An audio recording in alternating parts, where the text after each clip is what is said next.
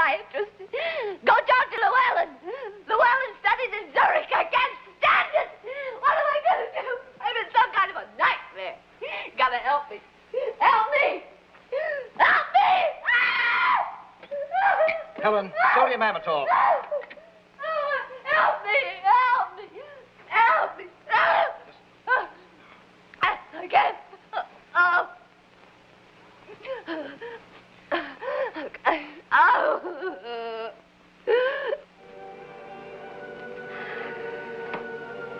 How complex is the human mind? It has been compared to the atom bomb, whose two elements, when kept apart, are perfectly harmless. So it is with the conscious and the subconscious of the human mind.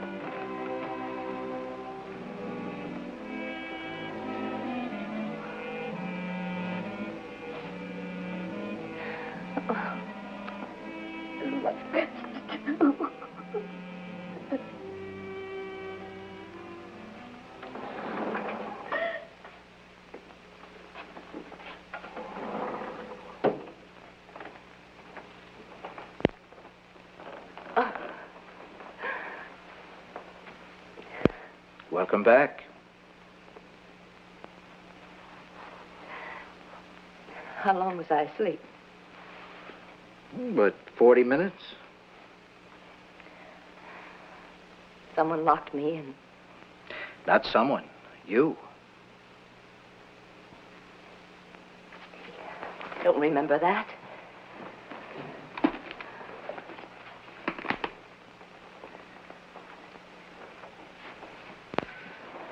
Your subconscious didn't trust me. Sometimes even a sedative won't stop a reaction, a fear reaction. Doctor, if you never become better acquainted with my subconscious than that, we're in trouble. Why? You weren't afraid? Not of you.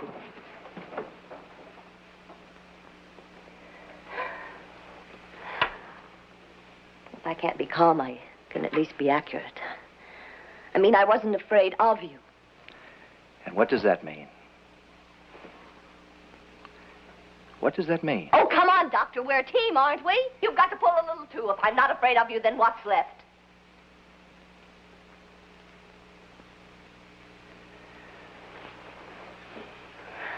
Oh, don't call the nurse. I'm all right, really. I wasn't going to.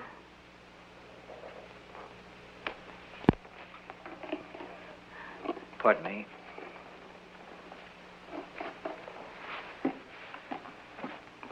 Tape recorder. Unless you mind. Do as you please. I don't care. So, if you weren't afraid of me, I suppose you were afraid for me. Is that right? I was in some kind of danger, in your opinion. Yes. Physical danger? Doctor, I've got to tell you something. And if you laugh at me, I don't know what I'll do. I wouldn't think of laughing. I was afraid I'd get so mad at you I'd wish you dead and you'd die.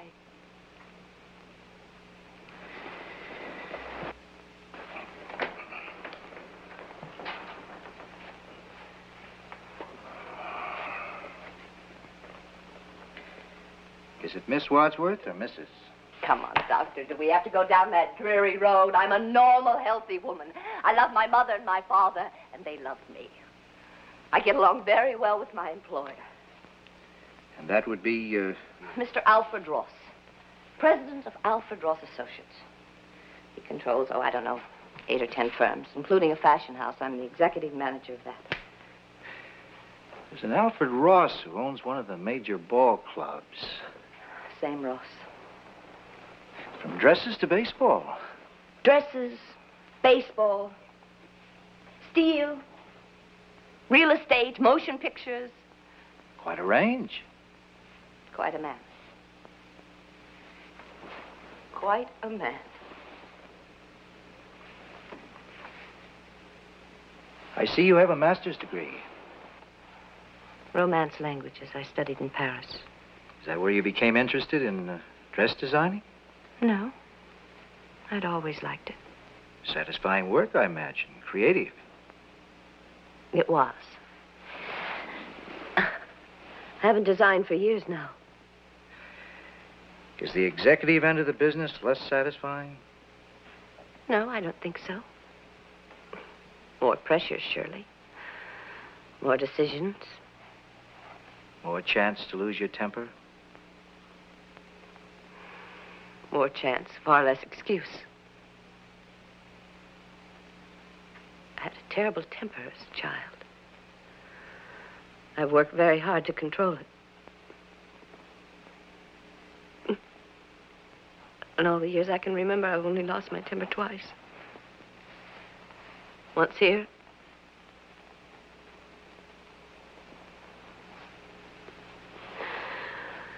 And once 3 weeks ago.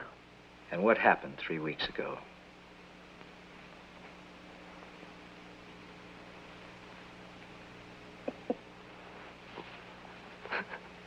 Someone died. Tell me.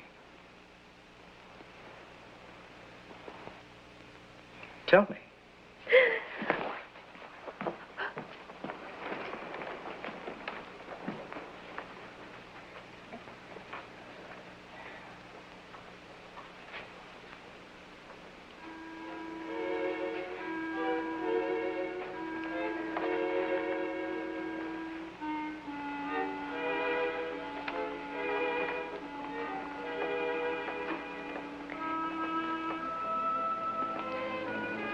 It was a hot, sultry day. Like today. They were working on the air conditioning system. And we'd all brought fans to the office. As a rule, no one comes down on Saturday. That's why I was so surprised to find the fan on in my assistant's office. It aggravated me to find that someone else was there, too. I remember how the fan kept blowing some papers on her desk. I don't know why. I'm not usually so curious. But I wanted to see what she was working on. I picked up one of the papers. And I read it. It was a letter from Ross. This assistant, tell me a little about her. Joyce? Oh, not very attractive. Well. Well, well. It's like catching a big bright eye at the keyhole, isn't it? I want to congratulate you on your splendid ideas for our new fall line. What ideas? Why don't you read the rest of it? I didn't see any new ideas from you. You weren't available. Stop it. You weren't available. You've never paid any attention to my suggestions. If I had sent them to you, you'd have thrown them in the wastebasket like every other modern notion that crosses your desk. Well, This time I went over your head. Clear up to Al's penthouse?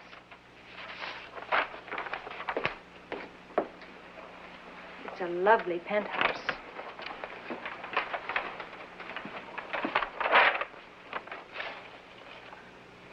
As I told you last week, we've been contemplating a change in executive authority for some time.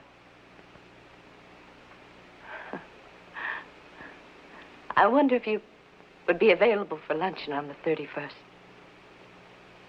when we can go into this matter at greater length.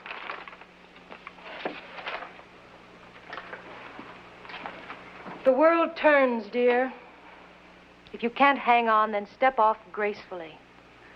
Why, you vicious little slug. Get out. Right now. My thick-legged little campus queen. Who do you think you're playing games with? Some child off the street? Get out! I picked you up by the scruff of your dirty neck, and I can drop you again. You've never seen the day when you can replace me around here, and you never will. You know, Karen, you're very unattractive when you lose your temper. Why, you little...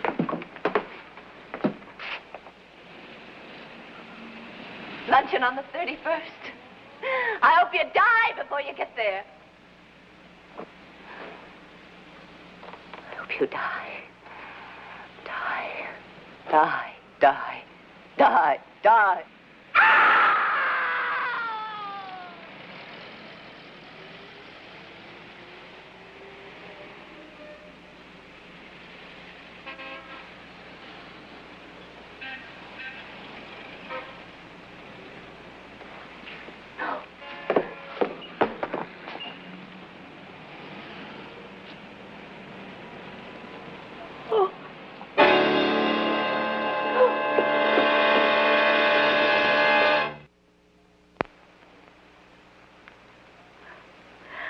I wonder what our man Freud would have to say about this.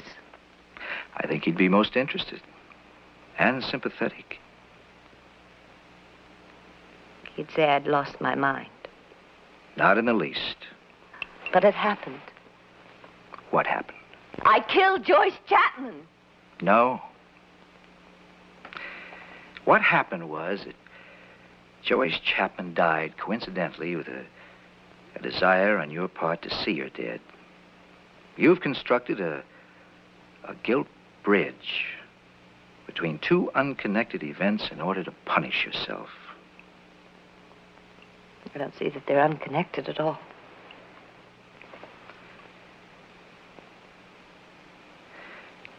Karen,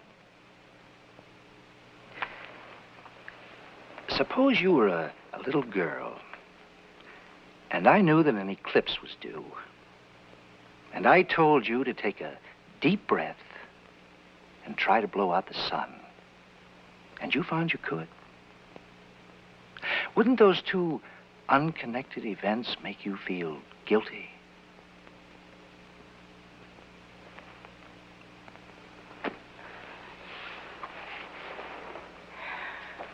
It does feel like I'm in some kind of a nightmare.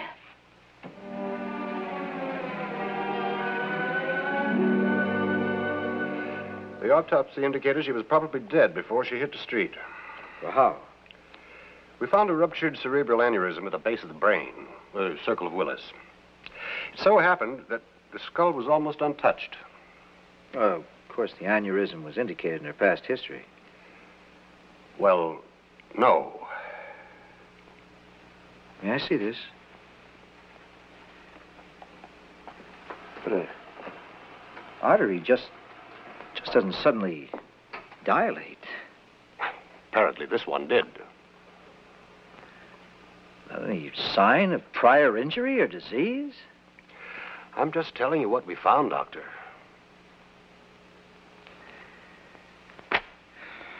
Well, makes my job a little more difficult. Why? My patient believes she willed Miss Chapman dead. What's this woman's background?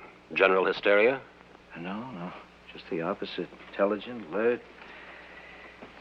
Executive manager of a dress firm here. Alfred Ross Associates. Alfred Ross? Yes, why? Oh, nothing. Only I've known Al Ross for 20 years, I guess. He was a fine man. Was?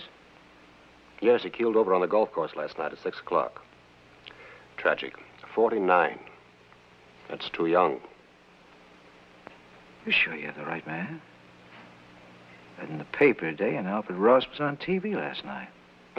They taped that program a week ago. Oh. Coronary? I don't know. He'd never shown any indication. Maybe your woman's been practicing her voodoo again, Doctor. Yes. Maybe. How do you feel? How do I feel? Like dancing. I spent the weekend in the country. I haven't heard a telephone ring or read a newspaper or... Oh, I forgot. I did see a television show, though. You'll never guess who I saw. Who? Ross. I can't escape him. He's like Big Brother, you know? There he was, holding forth in his usual assured way. All about fashions, all wrong. And I suddenly realized that it wasn't just Joyce that was trying to put the knife in me. And I got madder and madder. And I saw that funny little smile, like a little boy, like a cruel little boy. I suddenly said, the wrong one died. And I got so scared that I couldn't look. But then he went right on talking, and when I did look, he was right there, alive as ever. And I knew it was all in my head. Now, do you know why I feel like dancing? When did this happen? Around 6. Have you ever been hypnotized, Karen? Oh, yes, I tell you, I am the best subject in the world. Every time Fine. You lie down there. All right.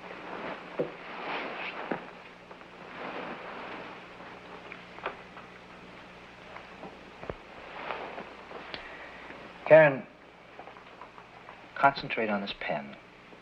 Think of nothing but the pen. Now close your eyes. Relax. Relax. Go to sleep. Karen, you told me that you've always been afraid of losing your temper. Tell me the first time you lost your temper.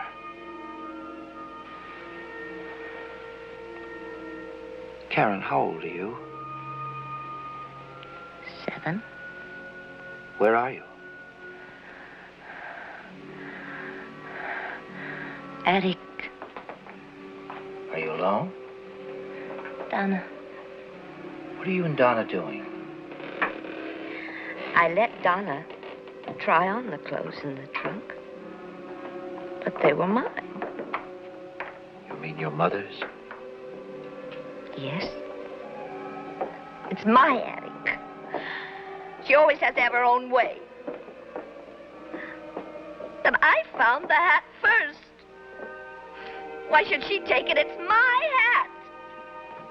Oh, I hate you. I wish you were dead.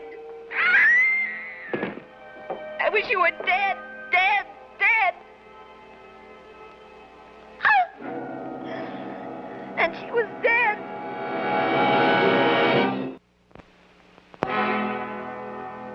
And she was dead.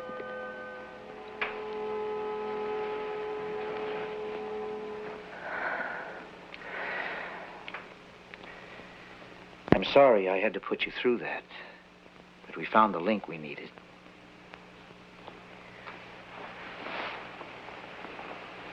Poor little girl. Which one? Can't you see that both of them were to be pitied? All your life, you've believed subconsciously that you caused Donna's death. You didn't. Look at it now through adult eyes. You didn't shout, her dead, or will her dead. It was an accident. You say that. It was an accident. It was. It was an accident. Nothing happened to Al Ross, did it? Did it? Karen. I'm going to tell you something because I don't want you to walk out of here and discover it yourself. Tell me what? Alfred Ross apparently had a heart condition.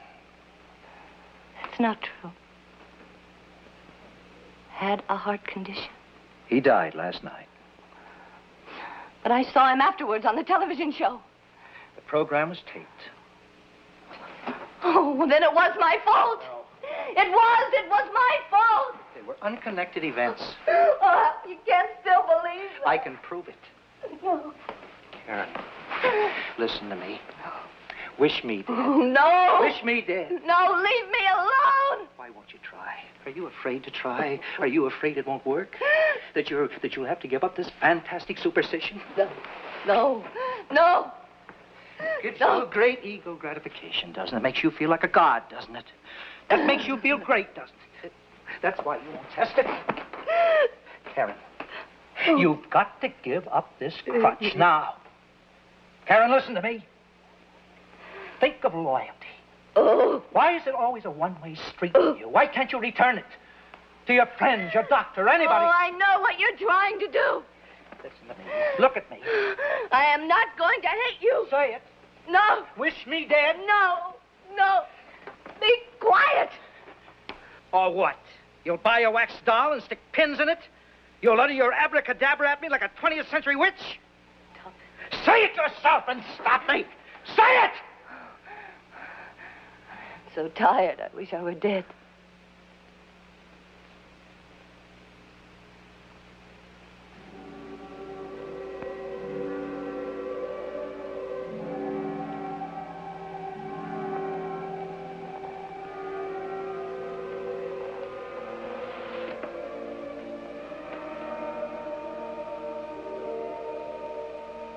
Karen. Cause of death blank. I'm not going to write voodoo in that space, Mr. Newland. I'm a medical doctor. What are you going to write? Undetermined causes. You don't suppose it's possible that it could have been a psychic phenomenon? I mean, death by autosuggestion. I'm a scientist. So was Louis Pasteur, who very nearly died of the same thing. Death by suggestion, also caused by a tragically disturbed woman. It's in the record. Yes, I've heard of the case. We've a lot to learn, Mr. Newland. A lot to learn, indeed. What really happened to Karen Wadsworth? A series of cruel and bewildering coincidences? Or a few moments of hate and despair so enormous they could actually be felt by others? In the April 13th, 1959 issue of Time magazine, a curious experiment was reported. 2 rows of seeds were planted. The seeds were chosen from the same package, planted in the same earth by the same people, and cared for and tended equally, with one exception. The first row was prayed over. The second was cursed. The first row flourished. The second withered.